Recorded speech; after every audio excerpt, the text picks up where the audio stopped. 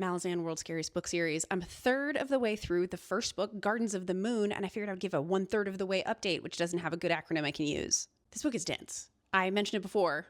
You could beat someone to death in a war with this book. I have to be honest, there is a whole index and encyclopedia that they post in this book, and every chapter has an epitaph. I don't read that. I'm not reading all that. That is none of my business. If it's not in the book, it's none of my business. However, the caveat is I'm not allowed to call the book confusing. If I'm momentarily confused, that is a me problem, and I fully accept and I do not blame the book.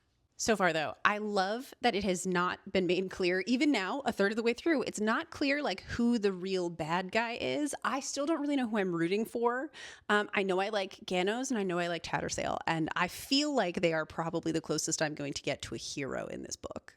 Erikson captured scale really, really well. When he talks about these huge ranks and battalions of armies and this catastrophic carnage and damage that's been done to them, I actually can picture it. The way he writes about it, it really feels big, and it feels like the scale actually makes sense for what I'm reading.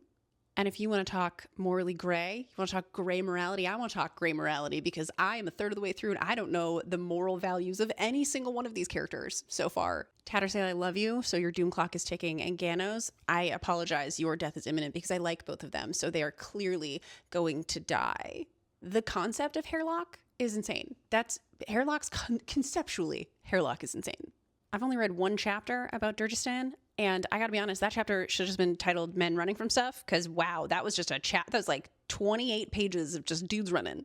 This book is chaotic, and I have absolutely no idea what is going on at any given moment, but in the best possible way. It's so much fun. It's confusion in the way that's so much fun to be confused, because it's the kind of confusion that it's just because the world is so big and so intricate, and he built something so vast that I'm yeah, it's okay that I'm confused. I'm loving this so far. I have no idea what's happening, but I'm just happy to be a part of something. I would say this is very similar to if Wheel of Time met Game of Thrones. I'm actually surprised that this series has not been pitched for a TV show, especially with Game of Thrones getting its flowers, and they did Wheel of Time. Why not try your hand at Malazan next? And they might be, but I don't know. And I gotta be honest, TV better get its shit together before it touches Malazan or any good book series. So as I move into the next third of the book, Laseen, what are you up to? You wily little squirrely sorceress, what are you doing? So bear with me, I'm still getting into it, but I'm really excited to get further into the mystery that is Malazan.